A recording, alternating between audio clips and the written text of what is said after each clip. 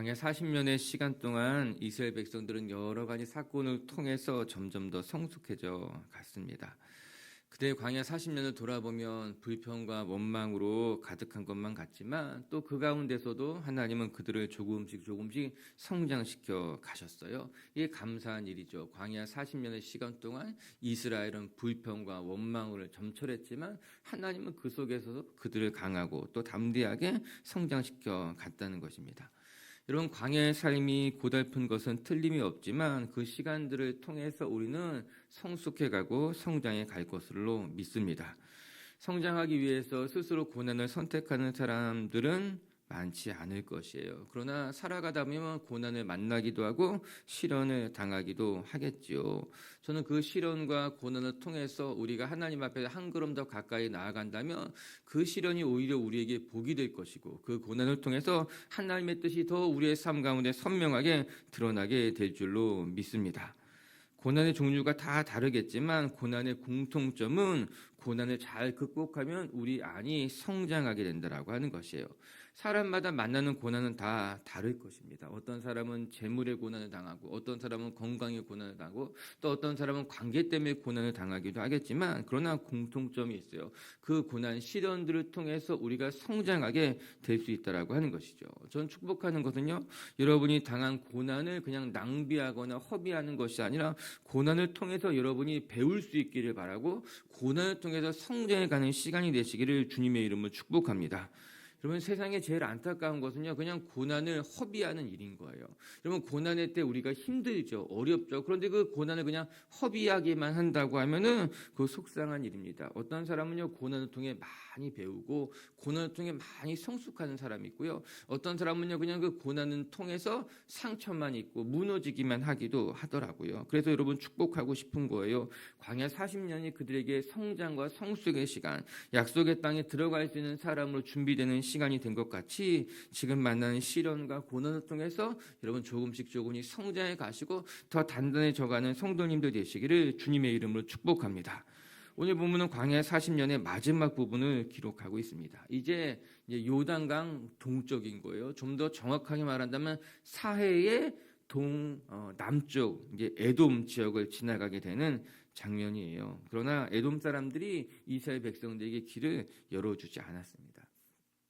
에돔의 땅을 통과해서 가면은 약속의 땅에 훨씬 더 가깝게 빠르게 편하게 입성할 수 있었겠지만 에돔 사람들이 그것을 허락하지 않는 장면을 우리가 같이 보게 됩니다. 그런데 이스라엘 백성들이 분노하지 않고 그들을 설득했습니다. 결국에 설득은 통하지 않았어요. 그리고 이스라엘 백성들이 돌아갈 것을 결정하게 됩니다. 그런데 이 모든 모습들을 보면서 모세가 변했구나, 그리고 이스라엘 백성들이 달라졌구나 하는 모습을 발견하게 되는 것이죠. 우리 같이 이제 민수기 20장 말씀을 이제 살펴보면서 성숙한 성도들이 어떤 삶을 살아가야 할지에 대해서 잠시 생각해보는 시간을 가졌으면 좋겠습니다. 우리 먼저 14절을 같이 한번 읽어볼게요. 14절입니다. 시작. 모세가 에돔 왕에게 사신을 보내며 이르되 당신의 형제 이스라엘의 말에 우리가 당한 모든 고난을 당신도 아시거니와. 이제 모세가 에돔 왕에게 사신을 보내서 에돔 땅에 들어갈 것을 허락해 달라고 하는 장면인 거예요. 오늘 말씀을 통해 우리가 배우게 되는 첫 번째 주제라고 하는 것은, 여러분, 우리가 믿음의 여정을 걸어가다 보면은 장애물을 만나기도 하고 또 때로는 거절감을 당하기도 하겠지만 그때마다 우리가 성숙하게 반응할 줄 아는 사람이 되어야 된다라고 하는 것입니다. 오늘 에돔이라고 하는 큰 장애물을 만났지만 오늘 모세가 사신을 보내서 그들을 설득하는 장면을 보게 됩니다. 모세는 정중하게 그 땅을 지나갈 수 있게 해주십시오, 이렇게 부탁을 하게 되죠. 모세 이야기를 다 들어보게 되면은 하나님이 여기까지 우리를 오게 하셨다라고 하는 거예요. 그렇게 이제 우리가 이 땅을 지나가야만 하겠는데 우리를 보내주시면 우리가 정중하게 돼야겠다, 이렇게 이야기한 것 아니겠어요? 아무런 해도 없이 우리는 좌로나 우로나 치우치지 않고 곧장 가야 할 길만 가겠습니다, 이야기하고 있는 거예요. 그런데 에돔 왕은 약 200만이나 되는 이스라엘 사람들을 그냥 지내보내는 것이 부담스러웠던 것만 같습니다. 그래서 거절하게 돼요. 18절을 마저 한번 읽어볼게요. 시작. 에돔 왕이 대답하되 너는 우리 가운데로 지나가지 못하리라. 내가 칼을 들고 나가 너를 대적할까 하노라. 에돔 왕의 거절입니다. 그런데 모세가 정중하게 청을 하는 것과는 너무나 대조적으로 에돔 말하기를 내가 칼로 나가서 너희를 막아서겠다 이렇게 이야기하고 있는 거예요. 일반적인 외교 현장에서 일어나는 모습 같지는 않습니다. 정중하게 나아갔다면 거절하더라도 정중하게 거절하는 것이 맞을 텐데 말입니다.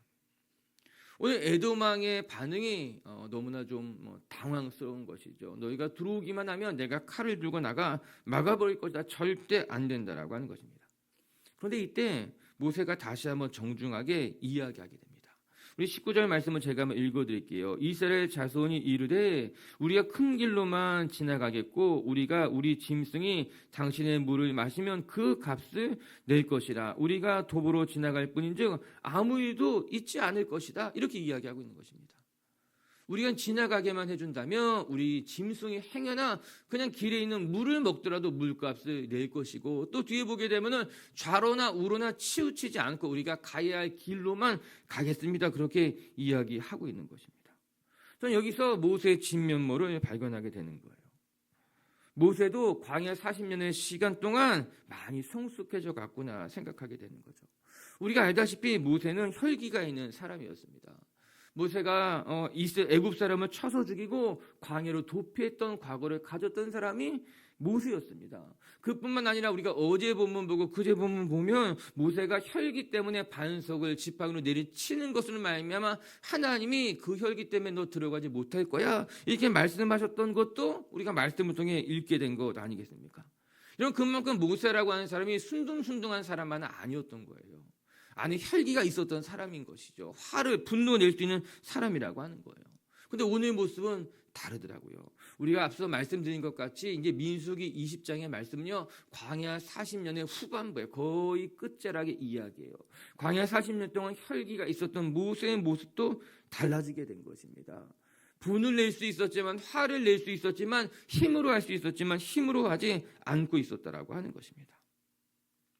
먼저는 우리가 살아가는 이 믿음의 여정 속에서 우리가 큰 장애물을 만날 수 있습니다. 에돔과도 같이 우리의 앞길을 딱 가로막아가지고 내가 더 이상 앞으로 나가지 못하게 우리를 막고 있는 그런 장애물을 만날 수 있다라고 하는 거예요. 그리고 그 장애물 때문에 우리가 멈출 수도 있고 돌아갈 수도 있다라고 하는 것입니다. 그러나 그때마다 분을 내고 그때마다 내 성을 못 이겨가지고 막 이렇게 화를 낸다면 하나님의 백성답게 살아갈 수 있겠습니까? 또 우리가 믿음의 길을 걸어가다 보면은 누군가에게 거절감을 당할 수도 있습니다. 나는 정중하게 대했는데, 나는 선한 마음으로 대했는데도 불구하고 거절감을 받을 수가 있다라고 하는 것이에요. 여러분, 우리가 지금까지 살아오면서 왜 이런 일 겪어보지 않았겠습니까? 장애물을 만나기도 하고 또 거절감을 당하기도 하고 우리가 그렇게 살아오게 되는 건 아니겠어요? 전 우리 빛의 성도 여러분들이 내가 선하게 대했는데 선하게 돌아오지 않는 것 때문에 불쾌하거나 낙심하지 마시고, 나는 정중하게 대했는데 왜 저 사람이 나에게 이렇게 정중하지 못한 것이야? 그것 때문에 분노하는 사람이 되지 마시고 모세와도 같이 좀 더 넓은 마음으로 품을 수 있고 용납할 수 있는 하나님의 사람들이 되시기를 주님의 이름으로 축복합니다. 오늘 모세가 이렇게 정중하게 대할 수 있었던 데는 또 중요한 이유가 있습니다. 그가 변한 것도 있었지만 그의 마음속에는 하나님의 말씀이 있었던 거예요. 신명기 2장 4절 5절 말씀 한번 같이 읽어볼게요. 신명기 말씀이에요. 시작. 너는 또 백성에게 명령하여 이르기를 너희는 세일에 거주하는 너희 동족에게서의 자손이 사는 지역으로 지날진대 그들이 너희를 두려워하리니 너희는 스스로 깊이 상가고 그들과 다투지 말라. 그들의 땅은 한 발자국도 너희에게 주지 아니하리니 이는 내가 세일산을 에서에게 기업으로 주었음이라. 여러분이 에돔이 머물고 있었던 땅이 세일산인데 그 세일산은 이제 에서의 자손들이 살았던 땅이었던 거예요. 이 하나님께서 모세에게 먼저 말씀하셨죠. 그 세일산은 에돔에게 준 땅이야. 너희가 한 치 땅도 얻어갈 땅이 아니기 때문에 그 땅에 가서 싸우지 마. 그 땅을 지날 때도 그냥 지나가야만 해. 그 이야기한 것 아니겠습니까? 그만큼 모세는 이 땅이 우리가 싸워야 할 땅이 아니다. 싸워야 될 적이 아니라는 것을 알고 있었던 것입니다. 이 말씀이 모세 마음속에 있었기 때문에 불쾌했다 하더라도, 또 내가 힘으로 물리치려 한다 할지라도, 물리칠 수 있다 하더라도 모세는 힘으로 하지 않았다라고 하는 거예요. 그 말이 맞습니다. 우리가 어려운 일을 만났을 때, 또 내 마음이 불쾌하거나 또 내 마음이 어려울 때 그 상황을 이길 수 있기 위해서는 우리 안에 하나님의 약속, 하나님의 말씀이 있을 때 비로소 가능해질 수 있겠구나, 그런 생각 해보게 되는 거예요. 우리 빛의교회 식구들이요, 말씀을 많이 먹으시고 그 말씀이 여러분 안에 많은 좋은 자양분이 되는 것으로 말미암아 장애물을 만날 때, 또 때로는 나의 마음을 불쾌하게 하는 사람들 만날 때조차도 말씀으로 감당해낼 수 있는 저와 여러분이 되시기를 주님의 이름으로 축복합니다. 결국엔 내 안에 나의 분이 있느냐, 말씀이 있느냐의 차이인 거예요. 내 안에 분이 있으면 분이 나가게 되고요, 내 안에 말씀이 있으면 순종이 나가게 돼 있는 거예요. 내 안에 화가 있으면 화를 내게 되어 있고요, 내 안에 하나님의 은혜가 있으면 은혜가 나가게 되어 있다라고 하는 거예요. 할렐루야. 오늘도 은혜로 채우시길 주님의 이름으로 축복합니다. 하나님의 말씀으로 채운다면 그 말씀이 우리를 지키고 그 말씀을 통해 순종하게 될 줄로 믿습니다. 두 번째, 또 말씀 통해 또 하나 생각해 볼 것은, 우리는 하나님의 뜻을 막아서는 어리석은 인생이 되어서는 안 되겠다라고 하는 것입니다. 오늘 에돔이 길을 막아서게 되었습니다. 하나님의 뜻임에도 불구하고 막아섰어요. 우리 20절 말씀 한번 읽어볼까요? 20절의 말씀 시작. 그는 이르되 너는 지나가지 못하리라 하고 에돔 왕이 많은 백성을 거느리고 나와서 강한 손으로 막으니, 에돔이 말만 그렇게 한 것이 아니라 많은 백성들을 데리고 와서 막아섰다라고 하는 거예요. 한편 사실 우습습니다. 이스라엘 백성들은 200만이라고 하는 엄청난 사람들이에요. 에돔이 얼마나 많은 사람들을 데리고 왔는지는 모르지만 이스라엘을 감당할 수 없었어요. 그런데도 에돔 왕이 혈기를 가지고 자기의 사람들 다 데리고 와가지고 막아섰다라고 하는 것입니다. 저는 오늘 말씀을 보면서 참 안타까운 것이, 이스라엘 백성들이 그냥 지나가기만 하겠다고 말했어요.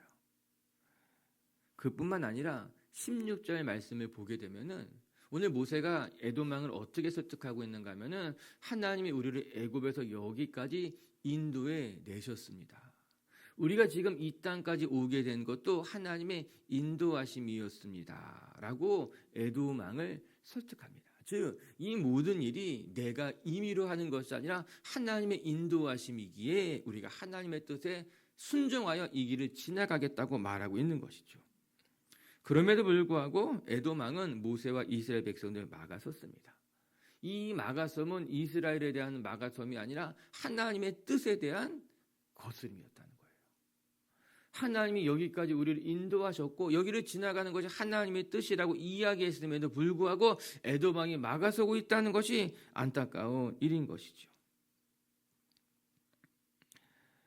하나님이 행하시는 일인 줄 알았더라면 하나님의 뜻을 따르는 것이 순리일 텐데, 그것이 마땅한 일일 텐데, 에돔은 하나님의 뜻을 거스리려고 했다라고 하는 것입니다. 참 안타깝죠. 거꾸로 됐어요. 하나님은 싸우기를 원치 않았고 에돔은 하나님과 싸우기를 원했던 거예요. 하나님은 그냥 지나가려고 했지만 에돔은 하나님을 막아서고 있었다라고 하는 것입니다. 저는 이 에돔의 선택이 안타까운 거예요.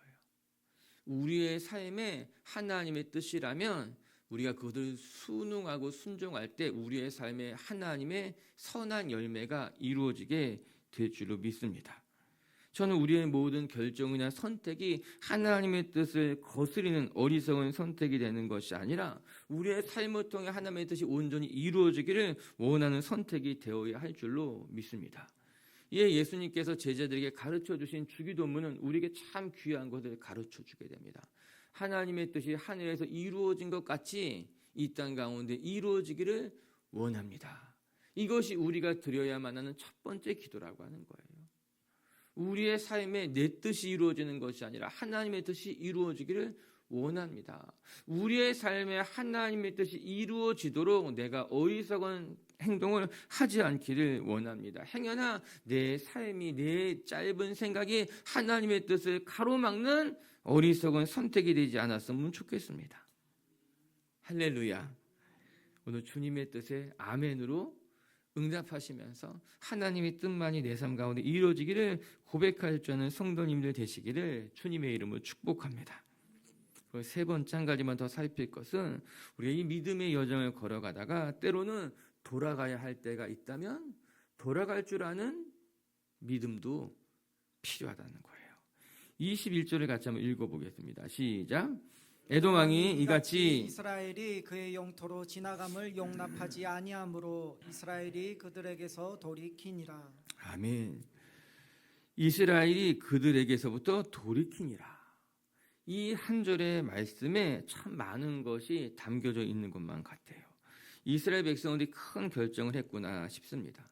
하나님께서 세일 땅에 거하는 에돔 족속들과는 싸우지 말아라 이 말씀하셨기 때문에 모세도 이스라엘 백성들도 울분을 꾹 참고 돌아갔다라고 하는 거예요.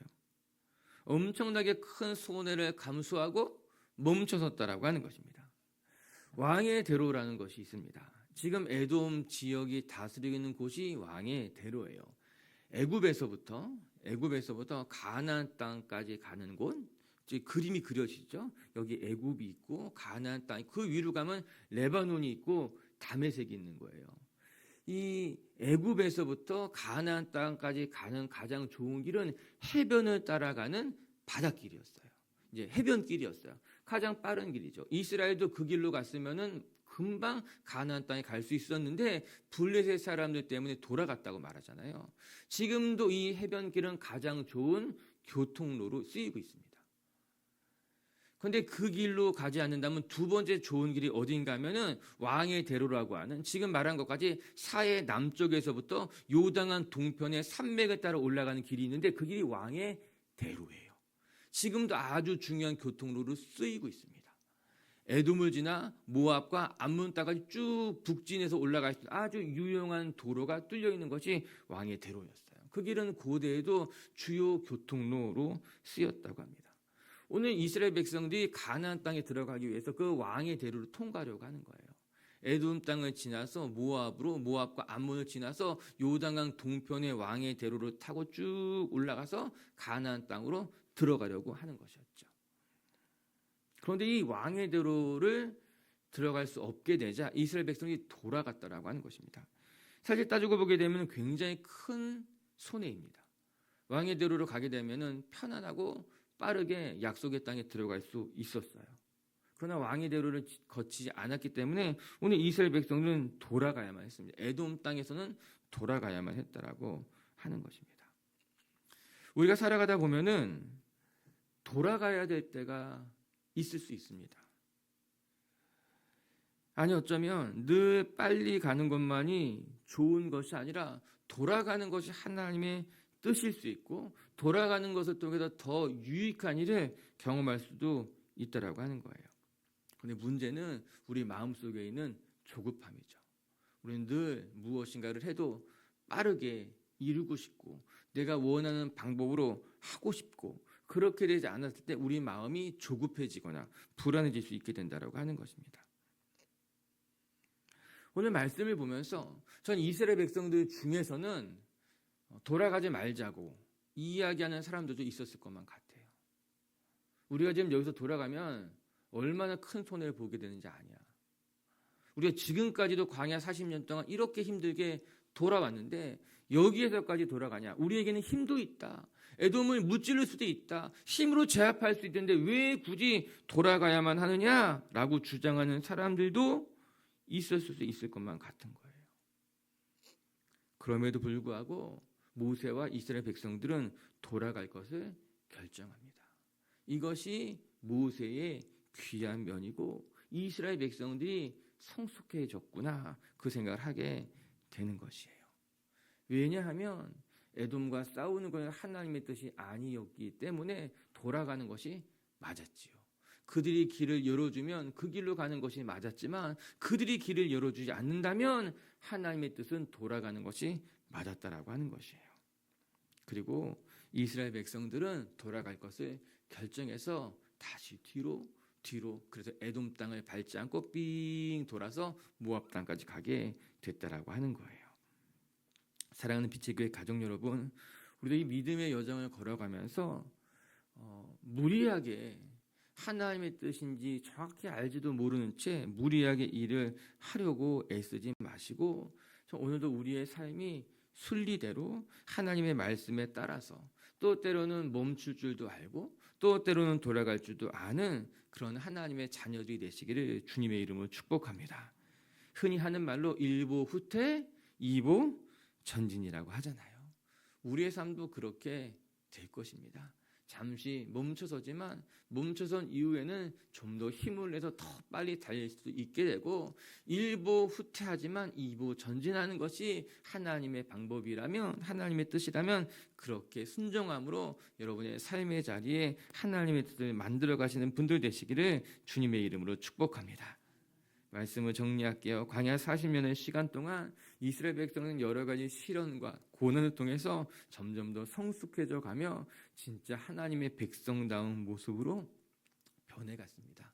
그전에 이스라엘 백성들은 애굽의 노예로서 노예 근성과도 같은 것이 그들 가운데 뼛속 깊이 새겨져 있었을지 모르지만 이 광야 40년의 시간 동안 그들은 하나님의 백성다운 모습으로 발전해 갔다는 거예요. 전 우리 비추교회 식구들도 우리의 삶에 만난 여러 가지 시련들을 통해서 오히려 더 성숙해가고 성장해 가며 하나님의 백성다운 모습으로 만들어져 가기를 주님의 이름으로 축복합니다. 첫 번째 말씀을 통해 배우는 거, 믿음의 여정을 걸어가다 보면 장애물을 만나기도 하고 또 누군가에게 거절감을 당하기도 하겠지만 그것 때문에 상처받거나 넘어지지 말고 더 성숙한 모습으로 반응할 줄 아는 저와 여러분들이 되시기를 주님의 이름으로 축복합니다. 두 번째, 하나님의 뜻을 거스르는 것만큼 어리석은 선택이 없다. 오늘도 우리의 기도는 하나님의 뜻이 하늘에서 이루어진 것 같이 내 삶에도 이루어지기를 원합니다. 오늘도 하나님을 막아서는 어리석은 인생이 되지 마시고 하나님의 뜻에 순응할 줄 아는 성도님들 되시기를 주님의 이름으로 축복합니다. 세 번째, 믿음의 여정을 걸어가다 보면 돌아갈 때도 있다는 거예요. 여러분, 돌아가도 괜찮습니다. 그게 하나님의 뜻이라면 돌아가는 것이 더 복된 인생일 줄로 믿습니다. 같이 함께 기도합시다.